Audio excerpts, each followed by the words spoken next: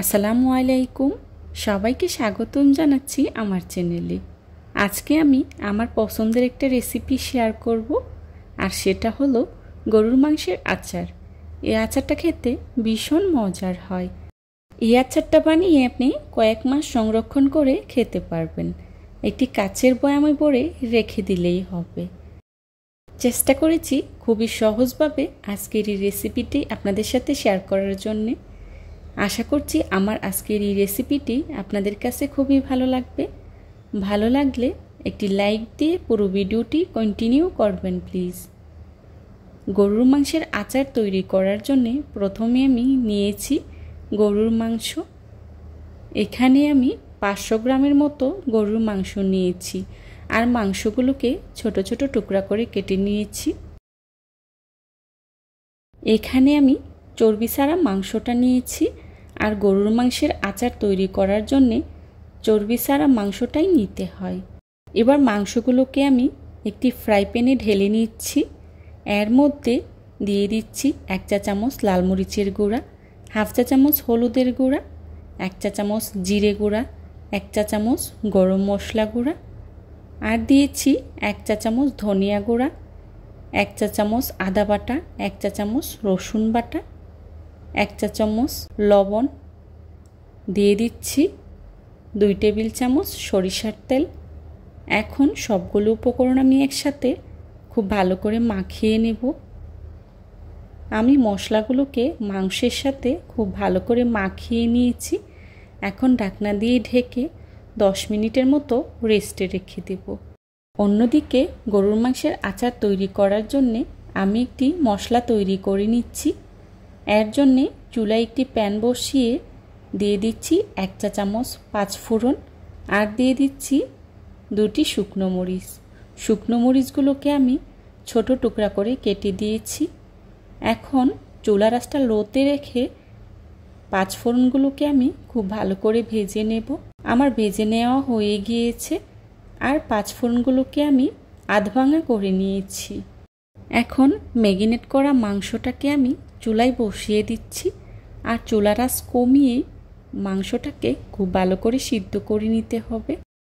দেখুন মাংস থেকে কী পরিমাণে পানি উঠেছে, আর এই পানি দিয়েই মাংসটাকে খুব ভালো করে সিদ্ধ করে নেব।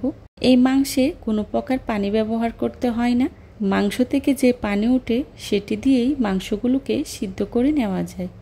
মাংসগুলো খুব ছোট টুকরো করে কেটে নেওয়া, তাই সিদ্ধ হতে খুব একটা সময় লাগে না। দেখুন পানিটা পুরোপুরি শুকিয়ে গিয়েছে, আর মাংসটাও খুব ভালো করে সিদ্ধ হয়ে গিয়েছে। আচার তৈরি করার জন্যে মাংসটা পারফেক্টলি সিদ্ধ হয়ে গিয়েছে। এখন চুলা থেকে নামিয়ে এক সাইডে রেখে দেব। এবার চুলায় অন্য একটি প্যান বসিয়ে এর মধ্যেই দিয়ে দিচ্ছি সরিষার তেল 1/2 কাপ, দিয়ে দিচ্ছি চর্বির তেল 1/4 কাপ। তেলটা হালকা গরম হয়ে আসলেই দিয়ে দিচ্ছি 5 ফোড়ন 1 চা চামচ, আর দিয়ে দিচ্ছি আস্ত রসুনের কোয়া।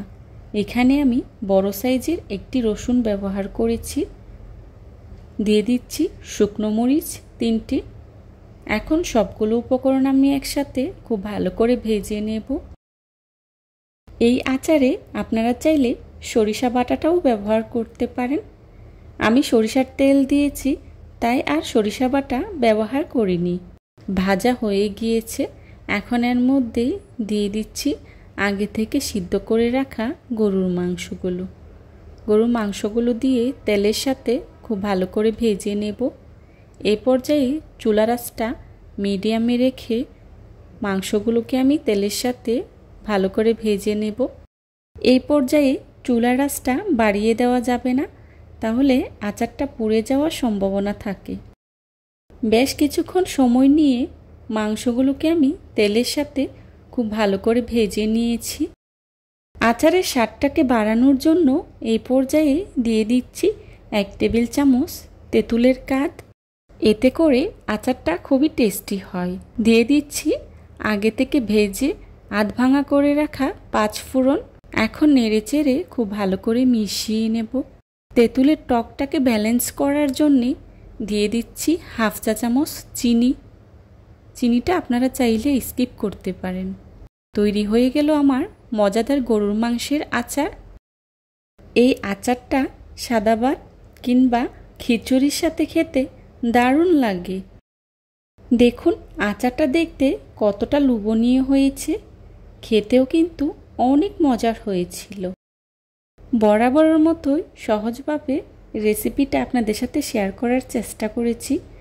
আশা করছি আমার আজকের এই রেসিপিটি আপনাদের কাছে খুবই ভালো লাগবে। ভালো লাগলে লাইক, কমেন্ট, শেয়ার এবং সাবস্ক্রাইব করে পাশে থাকা বেল আইকনটি অন করে দিবেন, যাতে করে আমি ভিডিও ছাড়ার সাথে সাথে আপনাদের কাছে নোটিফিকেশন পৌঁছে যায়।